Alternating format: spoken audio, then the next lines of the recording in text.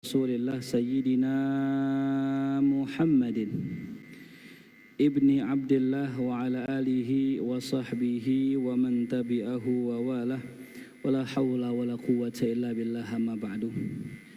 Para hadirin, para jamaah rahimakumullah, kita pada siang hari ini masih melanjutkan tentang tema kebersihan di dalam Islam.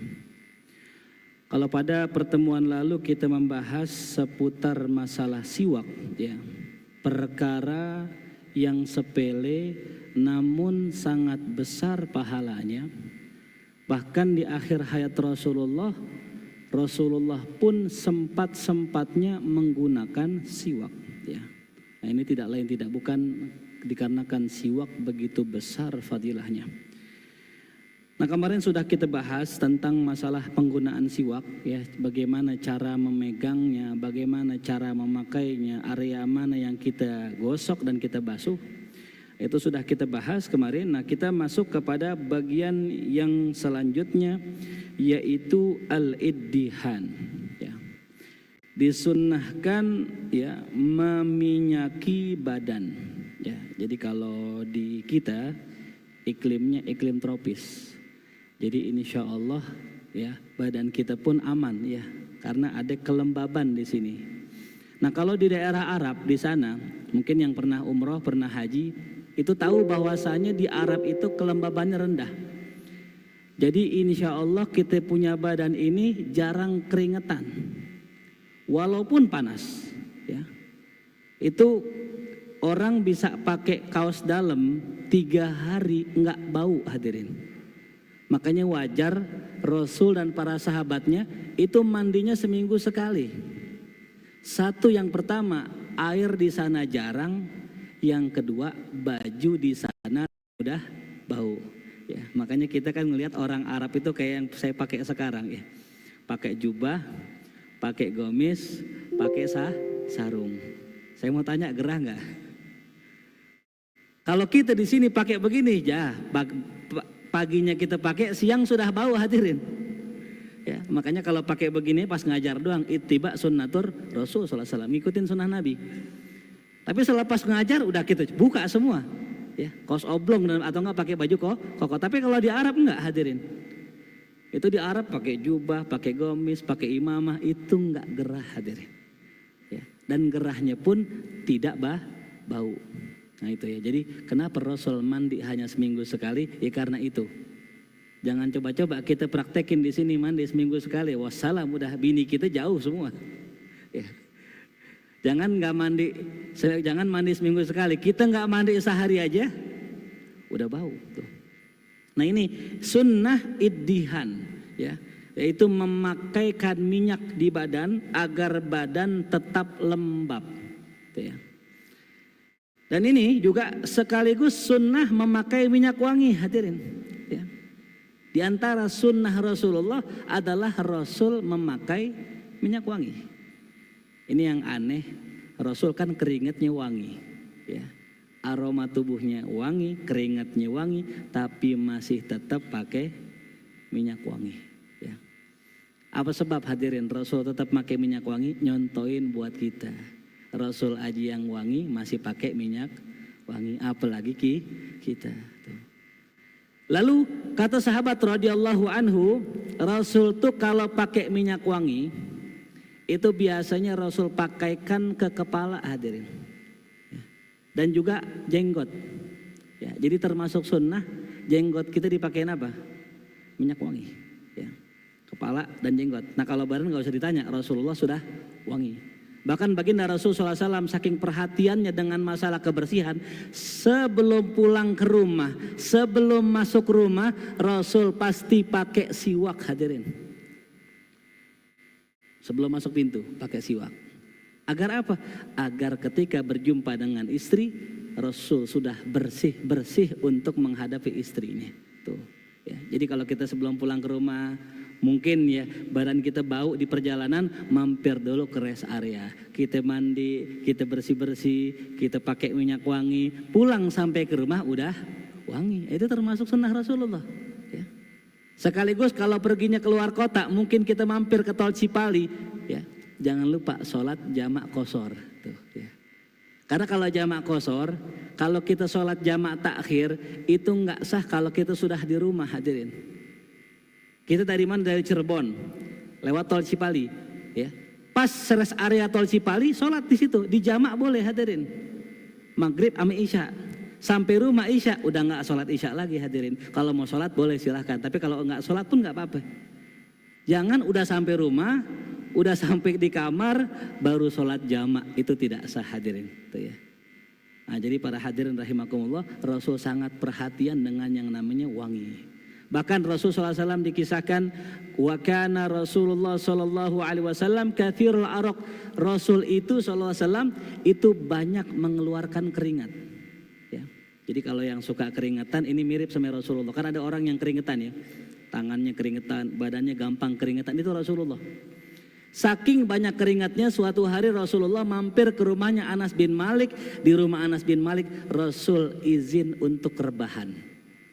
Lantas ibunya Anas bin Malik yang bernama Ummu Sulaim bilang sama Anas bin Malik, ya Anas, tolong ambilkan keringat Rasulullah untuk ibu. Dikasih botol. Anas bin Malik diam-diam melihat Rasul sedang tertidur, karena cuaca panas meneteslah dari badannya itu keringat, ditadangin sama Anas bin Malik radhiyallahu anhu dengan botol kecil. Setelah lumayan terkumpul, Rasul kaget dan terbangun. Rasul katakan, ya Anas, mahada? Wahai Anas, ini apa ini? Engkau kenapa mengumpulkan keringat saya? Kata Rasulullah SAW. Kata Anas bin Malik, ya Rasulullah, saya disuruh ibu saya untuk mengumpulkan keringatmu. Mana ibu ente, panggil ke sini. Dipanggillah ibunya Ummu Sulaim. Ya Ummu Sulaim, kenapa anda kumpulkan keringat saya, untuk apa? Apa kata Ummu Sulaim? Ya Rasulullah, kami jadikan keringatmu sebagai minyak wangi keluarga kami.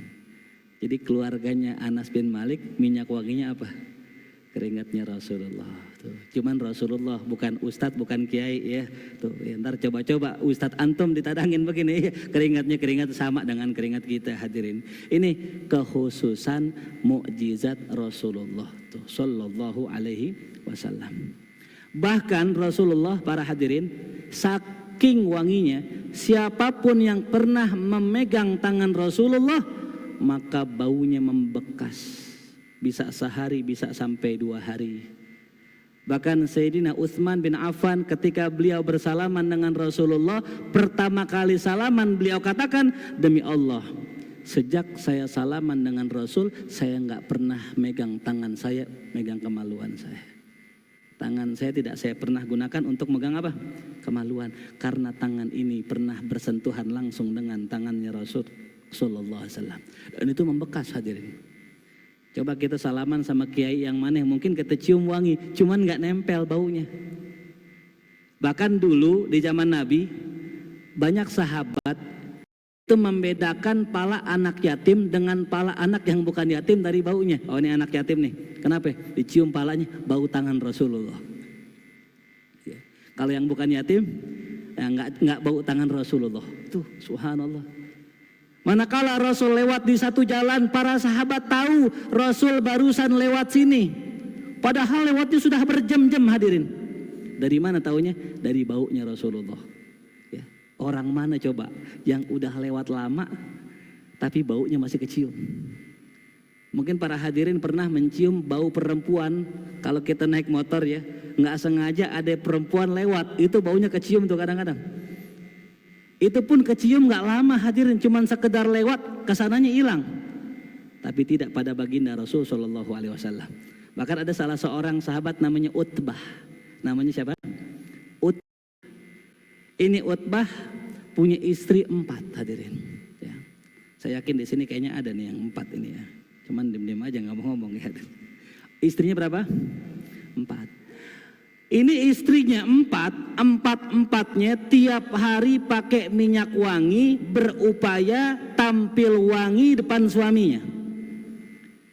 Tapi ketika Utbah mampir ke rumah istrinya, yang istrinya udah pakai minyak yang paling wangi, ternyata lebih wangi Utbah daripada istrinya. Ya, datang ke bini yang kedua, udah pakai minyak wangi, masih kalah. Padahal Utsbah kalau datang ke rumah istrinya cuman pakai minyak wangi di jenggot doang begini hadirin. Minyak pakai di jenggot itu, udah gitu doang. Enggak dipakein badan, enggak dipakein kepala, enggak, cuman jenggot doang dipakeinnya. Sampai istrinya heran dengan Utbah. Ya Utbah, kami ini istri kamu, itu tiap kali kamu mau datang, kami pakai minyak wangi dan kami berupaya biar wangi. Tapi entah kenapa ketika kami pakai minyak wangi tetap kalah dengan wanginya engkau, wahai Utbah. Apa sebab wahai Utbah, kata istrinya? Apa kata Utbah? Dulu kami, ya, dulu saya wahai istriku, di zaman Nabi masih hidup dulu, saya pernah kena penyakit cacar. Ya. Jadi Utbah kena penyakit cacar. Kalau zaman dulu obatnya nggak ada hadirin. Badan-badannya pada bentol semua, melenting. Saya datang ke rumah Rasul, saya mengadu pada Rasul, ya Rasulullah, badan saya kena cacar. Lantas baginda Rasul memerintahkan saya untuk buka baju. Udah buka baju ente, mana bagian tubuh yang terkena cacar, dibuka badannya, dibuka bagian kakinya. Illa saya sisakan kemaluan saya karena saya malu sama Rasul SAW. Intinya telanjang tuh, illa kemaluan ditutupin. Summa nafatha Rasulullah yadahu, kemudian Rasul meniup tangannya dengan ludahnya. Itu diusap bagian belakang badan saya semua dan diusap bagian depan saya semua dan menimbulkan wangi yang sangat harum. Dan wangi tersebut sejak zaman Rasul sampai sekarang tidak hilang, sehingga wangi tersebut bisa mengalahkan parfum Anda wahai istriku. Subhanallah, sallu ala Muhammad. Tuh liurnya Rasul, subhanallah, diusapin ke badannya, wah wangi ya Rabb. Nah itu luar biasa ya. Jadi sebegitu wanginya Rasulullah masih pakai parfum, masih pakai minyak wangi. Mungkin sebagian jamaah bertanya, Ustadz kalau kita pakai parfum yang beralkohol bagaimana? Ya itu ya, secara kajian fikih yang namanya parfum beralkohol itu tidak mengapa menurut ya MUI. Dikarenakan alkohol yang digunakan itu bukan alkohol yang diminum. Ya. Dibeda kandungannya. Ya, jadi nggak masalah ya penggunaan alkohol atau sedikit dari alkohol untuk ya parfum kita itu ya. Nah itulah ya. Lalu yang ketiga di antara kebersihan Islam adalah izalatu sya'ril ibit, yaitu menghilangkan bulu ketiak ya. Ngilangin bulu ketek hadirin. Ini mungkin sebagian dari kita ya ada yang sering mengamalkannya. Yang paling afdol adalah an-natfu, dicabut. Yang paling afdol ya. Adapun lil mar'ati al-halku, buat perempuan sunnahnya dicukur. Ya, jadi kalau laki-laki dicabut, kalau perempuan dicukur. Nah, ya. Saya mau tanya jamaah kira-kira dicukur apa dicabut? Nah, ya. Itu afdolnya apa itu?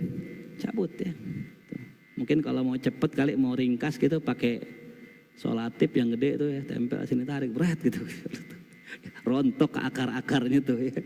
Kenapa sih hikmahnya kok disuruh cabutin bulu ketek? Satu, yang pertama biar nggak bau. Ya. Karena yang kita tahu ya, pala kita kalau berambut gampang berkeringat. Kalau gampang berkeringat gampang bau. Makanya dicabut tuh bulu ketek kita untuk itu. Yang kedua, menghilangkan kotoran-kotoran. Ya. Nah, jadi selain daripada itu ya tujuannya untuk kebersihan kita. Adapun perempuan dicukur. Kenapa? Nggak kuat perempuan. Kalau laki-laki dicabut masih apa tuh? Masih kuat gitu ya. Ustadz bagaimana kalau seandainya kita laki-laki dicukur juga nggak kayak perempuan? Kata ulama sah ya. Tetap mendapatkan sunnah, cuman kurang afdol. Ya, sama kayak orang makan pakai sendok sama pakai apa tuh? Tangan tuh ya. Cuman memang ada hikmah. Kenapa kok makan kadang pakai sendok, kadang pakai tangan? Saya pernah dapat kisah. Ada ulama besar daerah Solo, ada orang Solo di sini, namanya Habib Anis bin Alwi bin Ali bin Muhammad Al-Habsyi. Ya, itu pengarang Maulid cucunya. Habib Anis Solo suatu hari makan dengan sendok hadirin, enggak dengan tangan. Padahal yang kita tahu sunnahnya makan pakai apa? Tangan. Selesai makan, muridnya bertanya, wahai Habib, kenapa Anda makan menggunakan sendok tidak menggunakan tangan? Bukankah tangan sunnah Rasulullah? Apa kata Habib Anis? Ya betul. Ya, makan dengan tangan sunnah Rasulullah. Cuman saya takut nanti ketika saya makan ya dan bau tangan saya bau daging, bau kambing dan apa segala macam, saya takut ketika orang salim ke saya nanti orang mencium bau yang tak enak dari tangan saya. Maka saya pakai sendok biar apa? Biar tangan saya tetap wangi. Bahkan Habib Anis kalau pakai minyak wangi itu minyak wangi yang paling mahal. Ya. Ditanya, ya Habib, kenapa antum pakai minyak wangi yang paling mahal? Kalau kita kira-kira milihnya yang mahal apa yang murah ya? Tergantung kantong lah ya. Apa alasannya pakai minyak wangi yang paling mahal? Beliau jawab begini hadirin, luar biasa. Apa jawaban beliau? Orang sudah menghormati saya dengan mencium tangan saya. Maka saya menghormati orang yang mencium tangan saya dengan saya kasih minyak wangi yang paling mahal. Tuh, subhanallah. Akhlak, masya Allah. Ya. Jadi termasuk menghormati murid, guru pakai minyak wangi apa? Yang mahal. Biar murid pas nyium, masya Allah. Tuh. Ya. Kita ada dalam sebuah riwayat dikatakan ada 3 perkara yang nggak boleh kita tolak kalau dikasih hadirin. 3 perkara. Pokoknya siapa orang yang ngasih nggak boleh nolak dengan alasan apapun. Satu yang pertama, nggak boleh nolak susu hadirin. Jadi kalau kita dikasih susu nggak boleh nolak. Ya. Bahkan disunnahkan mendoakan orang yang ngasih susu dengan doa Allahumma jamilhu, ya Allah gantengin dia. Ya. Jadi kalau besok dikasih susu saya doain nih insya Allah nih, Allahumma betul jamilhu, gantengin dia. Itu Rasul pernah dikasih susu hadirin, Rasul doain Allahumma jamilhu. Dalam kitab Al-Adhkar disebutkan, maka sampai 80 tahun yang didoain nggak copot giginya, kagak uban rambutnya, subhanallah. Ya, itu nggak boleh tolak. Susu yang kedua, bantal hadirin. Kalau kita dikasih bantal, baik untuk duduk ataupun untuk tidur di rumah teman kita atau rumah saudara kita, nggak boleh nolak hadirin. Walaupun kita tahu tuh bantal banyak apanya, banyak pulaunya gitu hadirin. Ada pulau Sumatera panjang ya, ada pulau Jawa kecil dikit tuh ya. Yang gede pulau apa tuh? Kalimantan tuh, gede banget pulau nih. Itu nggak boleh kita tolak hadirin, makruh. Terus bagaimana Ustadz? Ya tutupin pakai apa? Pakai kain, tutupin pakai jaket. Yang jelas nggak boleh nolak. Yang ketiga yang nggak boleh kita tolak, minyak wangi. Makanya kalau ada acara maulidan, acara marhabanan kan mahal qiyam tuh. Dibagi apa tuh biasanya? Minyak wangi. Kita punya minyak wangi, bagus, mahal. Ada jamaah ngelilingin minyak wangi aki-aki. Tahu minyak wangi aki-aki yang kalau kita cium bau kuburan gitu. Bau engkong gua nih. Itu kalau kita dikasih minyak begitu, udah kasih. Dan sunnahnya hadirin, itu menerima minyak wangi bukan begini hadirin. Begini hadirin itu. Jadi kalau orang bagi minyak bukan begini sunnahnya, begini itu pakai telapak tangan, ya itu sunnahnya. Jadi kalau kita pengen lihat nih orang pas lagi mahal qiyam dibagi minyak, tangannya begini, oh berarti ngaji nih orang itu, ya. Berarti hari Senin siang kagak bolos nih dia ikut pengajian tuh, tangannya begini tuh hadirin tuh, jangan ditolak, ya. Cuman kita yang bagi kudu ngertiin. Contoh, kita kan panitia nih. Kita pengen nih kiai kita kasih apa? Parfum, kita kasih minyak wangi, kasih yang mahalan gitu, pakai yang bagusan. Dan juga kalau udah ada yang ngasih, kalau bisa jangan dipakein lagi.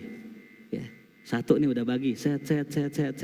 Jangan kita taruhin lagi. Kenapa? Ntar baunya kagak karuan. Kalaupun mau ngasih lagi, mungkin jangan di tangan, nggak mesti di tangan, di badannya kita pakein tuh. Ya, tuh. Itu sunnah hadirin. Ya. Kemudian yang keempat ya adalah istihdad ya. Istihdad. Apa istihdad?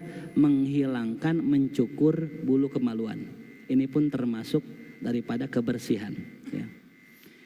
Dan disunnahkan bagi laki-laki itu mencukurnya halkuhu wa natfuhu lil mar'ah. Kalau perempuan disunnahkan dicabut. Kebalikan dari siapa tuh? Laki-laki itu ya.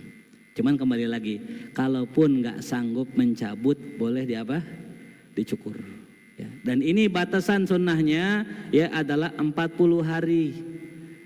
Jadi kalau sudah 40 hari ketiak kita, kemaluan kita cukur tuh.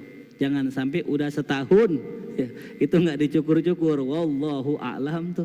Bagaimana wujudnya kita nggak tahu tuh. Ya. Cukur tuh rapi tuh ya. Ya. Makanya tuh ya, ini ajaran Islam hadirin yang simpel-simpel aja ya.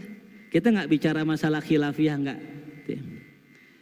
Yang selanjutnya yang kelima adalah taklimul azfar, motong kuku. Motong kuku. Ya. Kalau dulu kita masih sekolah tuh sering dikasih lihat tangan ya. Coba lihat tangannya. Kalau panjang diapain? Digetok. Sekarang udah nggak ada ya. Digetok di visum nanti. Beda zaman ya, beda generasi ya. Zaman saya dulu kalau meleng dikit pakai kapur, seng aja dah. Yang herannya kena tuh. Sempat saya ngajar, saya praktekin tuh. Kenanya orang, bukan kena yang bercanda, kenanya orang. Sejak saat itu saya nggak pakai lagi tuh. Udah dah kita pakai lembut aja ya. Jadi yang namanya ngajar tuh nggak mesti kasar, nggak mesti galak. Kalau bisa lembut, kenapa kita mesti keras gitu ya hadirin. Nah ini ya, masalah kuku. Ini kemarin saya lihat tayangannya tuh ya, ada di sosial media. Itu bagian kuku dikerok dalamnya.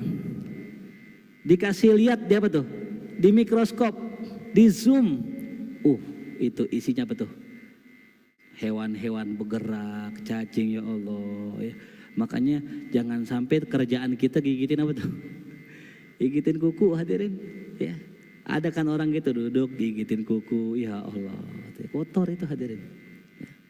Maka sunnah seminggu sekali atau seminggu 2 kali. Waktu yang disunahkan, yang dianjurkan ada 3 hari hadirin dalam seminggu. Yang pertama sunnah motong kuku hari Senin. Yang kedua hari Kamis, paling afdolnya ba'da asar. Yang ketiga hari Jumat. Ini 3 hari kalau bisa motong kuku hari ini ya. Kalau udah hari Selasa, kalau enggak mendesak jangan, nunggu besok aja hari Kamis. Atau udah hari Sabtu jangan, nunggu hari apa? Senin. Dan caranya ada 3 hadirin. Ini boleh diingat-ingat, caranya 3. Yang pertama ya, dengan telunjuk, jari tengah, jari manis, kelingking 4 dulu. Baru jempol. Nah, jempol terakhir. Baru kelingking, manis, tengah, telunjuk, jempol. Nah, 2 tuh. Kanan dulu baru apa? Kiri. Itu cara yang pertama ya. Ini yang diajarkan oleh Imam Nawawi ya. Imam Nawawi ngajarin itu. Telunjuk, tengah, manis, kelingking, jempol. Kelingking, manis, tengah, telunjuk, jempol. Ini imam siapa? Nawawi. Adapun Imam Ghazali, telunjuk, tengah, manis, kelingking, sisain jempol. Kelingking, manis, tengah, telunjuk, jempol. Nah, itu Imam Ghazali. Ya. Ini kedua cara ini yang paling mudah ya. Coba bareng-bareng semua tangannya begini ya. Apa tadi? Yang pertama Imam Nawawi, telunjuk, tengah, manis, kelingking, jempol. Kelingking, manis, tengah, telunjuk, jempol. Ini siapa? Nah, yang ketiga, ini cara yang cukup rumit, tapi faidahnya banyak. Ada banyak faidahnya, ya. Bahkan di sini, ya, dikatakan diantaranya itu apa namanya? Jari yang pertama, jari kelingking, tengah jempol, kelingking, tengah jempol, manis, telunjuk. Disilang, kelingking, tengah jempol, manis, telunjuk. Coba bareng-bareng semua. Kelingking, tengah jempol, manis, telunjuk. Itu caranya. Nah, yang kiri sama, arahnya sama ke kiri. Cuman bentuknya beda. Jempol, tengah, kelingking, manis, telunjuk, manis. Jempol, tengah, kelingking, telunjuk, manis. Arahnya sama ke kiri. kelingking, tengah jempol, manis telunjuk, jempol, tengah kelingking, telunjuk manis. Itu ya. Ini ada 3 cara ya. Jadi kalau kita pengen memotong kuku tangan itu caranya ya. Coba bayangin ya, sedetil itu ajaran Rasulullah sallallahu alaihi wasallam ya. Lalu kalau kaki bagaimana Ustaz? Nah, kalau kaki gampang. Dari ujung kelingking kanan dipotong terus sampai ujung kelingking kiri. Kalau itu cuma lurus doang, nggak nyilang-nyilang nggak. Dari kelingking kaki kanan sampai kelingking apa? Kaki kiri tuh ya. Lalu kemudian ya disunnahkan khitan. Nah ini dia ya, khitan ya, sunat. Ada pertanyaan, Ustadz, kenapa, apa hukumnya sunat? Ayo coba jemaah, apa hukumnya sunat? Wajib apa sunnah? Wajib. Mazhab kita, mazhab Syafi'i mengatakan wajib. Tapi kok wajib namanya sunat gitu ya. Jadi sunat itu menurut sebagian ulama hukumnya sunnah. Makanya suatu hari ada orang Paris, ya orang Perancis datang ke saya. Kita ngobrol tuh. Saya tanya ternyata dia mu'alaf, hadirin. Pertanyaan pertama saya, udah sunat belum gitu. Kata dia, wah Ustadz, saya takut sunat. Semua udah, sholat udah, ini udah, itu udah. Yang belum cuma apa? Saya bilang begini, kalau Anda takut sunat, nomor 1 yang pertama, kalau kencing wajib ditarik tuh. Ya. Ditarik, dibersihin. Yang kedua, harus pindah mazhab dalam urusan itu. Ya. Mazhab siapa itu? Mazhab Maliki. Ya. Karena mazhab Maliki mengatakan apa? Sunnah. Ya. Yang penting diapain? Dibersihin. Ya. Kalau mazhab Syafi'i enggak, daripada tiap sholat bersihin ribet, udah dipotong aja. Lagi pula sekarang sunat kagak sakit ya. Saya mau tanya Pak Hatta hadirin ya. Kalau orang sunat udah dewasa, umur 50 tahun itu pakai kampak apa sama pakai laser? Hah? Zaman orang-orang udah dewasa pakai kampak apa pakai laser? Tetap pakai laser kan gitu. Mungkin zaman dulu ceritanya nih pakai apa tuh? Ya, pakai pisau yang gede gitu. Jadi orang takut. Ternyata kan enggak, sama pakai laser juga, bahkan penyembuhan lebih cepet ya tuh. Nah, cuman sekarang ini hadirin ulama berbeda pendapat tentang khitan perempuan ini. Ya. Jadi hadirin jangan kaget kalau nanti punya anak perempuan itu dokter melarang untuk sunat. Kenapa?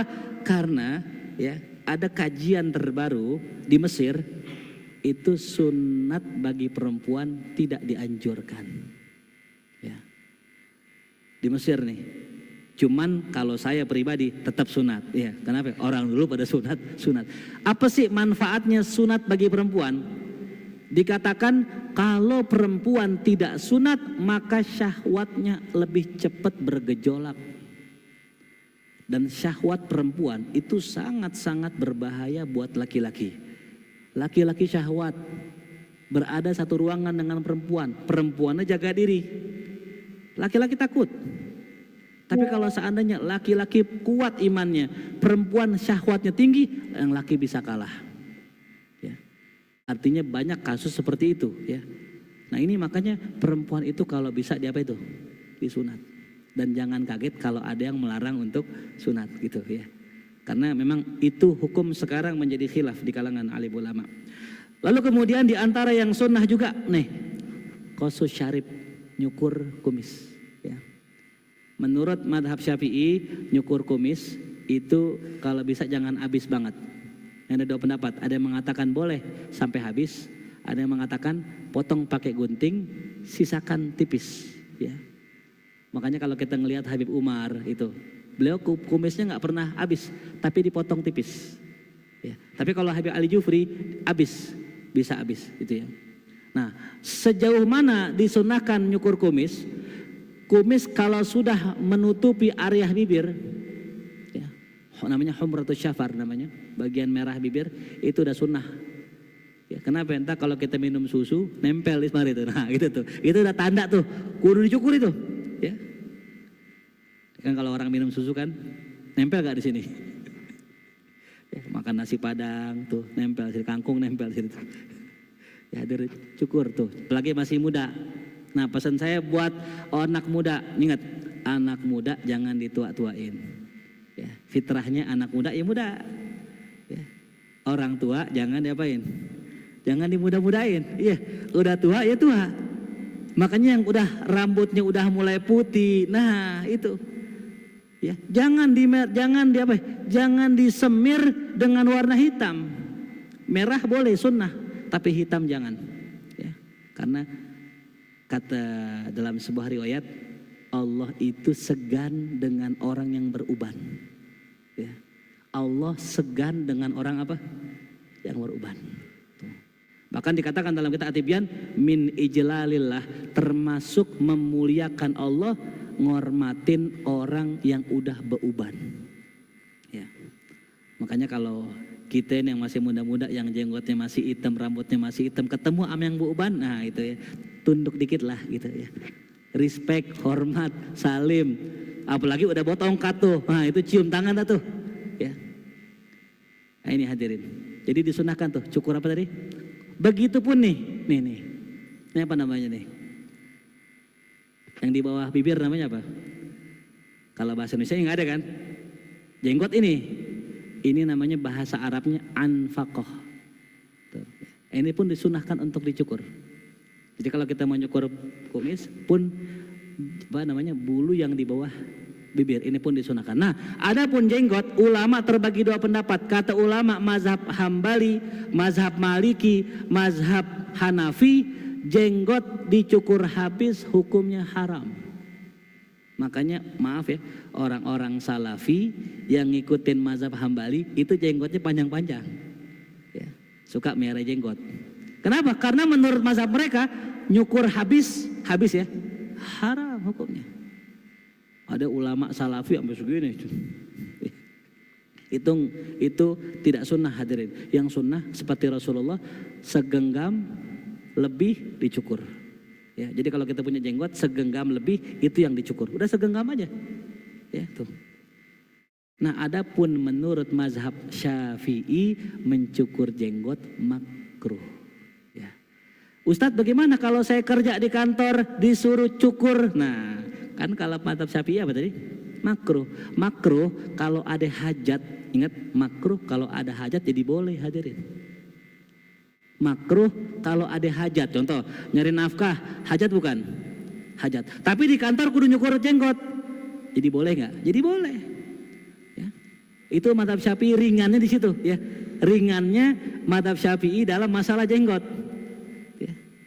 Termasuk kita lihat ya, maaf ya, masjid-masjid Salafi itu hampir penuh jamaahnya. Sedangkan masjid NU, maaf ya, masjid NU jamaahnya nggak sebanyak apa tuh? Salafi. Kenapa? Karena memang mazhab Salafi atau Hambali itu mewajibkan sholat jamaah. Yang nggak jamaah nggak sah sholatnya. Tapi kita mazhab Syafi'i hanya menyatakan sunnah muakkad. Ya. Berarti kalau pengen masjid rame, ya ikut apa tuh? Mazhab Hambali wajib tuh. Bayangin coba. Ya. Makanya masjidnya rame. Kalau kita apa? Sunnah. Alasannya apa? Sunnah ini itu, sunnah ini. Ntar sendirian aja nggak apa-apa. Itu hadirin. Jadi berpengaruh juga. Ya, kenapa mazhab Hambali merah jenggot? Karena haram dicukur. Kenapa orang-orang mazhab Syafi'i pada nyukur jenggot? Karena apa tadi? Makruh. Ya. Kan kalau nyukur jenggot makruh setara sama apa tuh? Sama ngerokok. Ya. Merokok aja kita kerjain, nyukur jenggot sekalian ada makruh ketemu makruh begitu hadirin. Jadi itulah ya. Tapi dalam kajian ya, kajian tazkiyah. Nih dalam kajian tazkiyah yang makruh tuh jadi haram hadirin. Dalam rangka kita mendekatkan diri pada Allah, yang makruh haram. Kenapa? Lah kita pengen dekat sama Allah, masa ngerjain yang dibenci Allah hadirin. Tuh. Tapi dalam kajian fikih makruh ya makruh. Makanya orang kalau sampai ilmunya hanya di fikih saja, ngenteng-ngentengin hukum, makruh ini nggak apa-apa. Sunnah ini, itu kalau hanya sebatas belajar fikih. Maka taikan kajian kita menjadi kajian tazkiyah. Yang wajib jelas. Yang sunnah seperti wajib. Yang haram jelas haram. Yang makruh seperti haram. Itu. Ya. Makanya karena kita nih kajian fikih, saya harus apa adanya. Saya katakan hukumnya makruh ya makruh. Cuman kalau kita pengen dekat sama Allah, tinggalkan yang makruh. Bahkan ulama takut mengerjakan perbuatan yang tidak ada dalilnya. Maaf hadirin. Contoh, makruh itu kan kalau yang ada larangan. Kalau nggak ada larangan, berarti kan nggak ada hukumnya. Contoh ya, takbir kita. Boleh nggak takbir taruh sini, tangan kiri di atas, tangan kanan di bawah, boleh nggak? Sah nggak sholatnya? Sah. Adakah larangannya? Tidak ada. Apa hukumnya? Nah ini dia. Kalau orang kita mengerjakan begini nggak masalah, tapi buat para wali-wali Allah, mereka takut mengerjakan seperti ini karena tidak ada dalilnya. Ya. Jadi apa yang dikerjakan teman-teman kita dari Salafi ada benernya juga. Intinya beramal harus dengan dalil. Tapi dalil tidak semuanya Al-Quran dan Sunnah. Dalil juga ada ijma, ada kias. Cari di Quran dalil larangan nonjok orang tua. Nggak ketemu hadirin. Al-Quran hanya melarang wala taqul lahuma uffin. Jangan ngomong sekarang nonjok boleh gak? Itu namanya kias, ya. Maka nanti muncullah maulid dan sebagainya, itu dari sana, ya. Makanya produk hukum itu sumbernya Quran Sunnah, cuman metodenya nanti banyak hadirin. Ada 10 kurang lebih dalil-dalil syariat yang kita nggak cukup waktu kita untuk membahas semua di sini. Ya intinya seperti itu. Ya ada beberapa ya kesunnahan dan kebersihan di dalam Islam kurang lebih 10 jumlahnya. Ya mudah-mudahan kita bisa amalkan satu persatu dari sunnah Rasul SAW. Mungkin sampai sini saya kajian kita. Mungkin sebelum saya tutup ada 1-2 pertanyaan mungkin dipersilakan. Wallahu a'lam bishawab. Fadhol yang mau bertanya.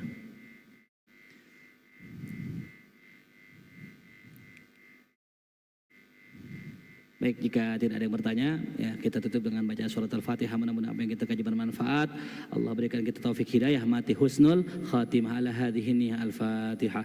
A'udzu billahi minasyaitonir rajim. Bismillahirrahmanirrahim. Alhamdulillahi rabbil alamin. Arrahmanir rahim. Maliki yaumiddin. Iyyaka na'budu wa iyyaka nasta'in. Ihdinas siratal mustaqim. Siratal ladzina an'amta 'alaihim ghairil maghdubi 'alaihim waladdallin. Amin. Allah bihaqqil Fatihah, sirril Fatihah, karamatil Fatihah. Iftah lana أبواب الخير واختم لنا بالخير واجعلنا وذرياتنا والحاضرين من أهل الخير ربنا آتنا في الدنيا حسنة وفي الآخرة حسنة وقنا عذاب النار وصلى الله على سيدنا محمد وآله وسلم والحمد لله رب العالمين. Terima kasih. Assalamualaikum warahmatullahi wabarakatuh.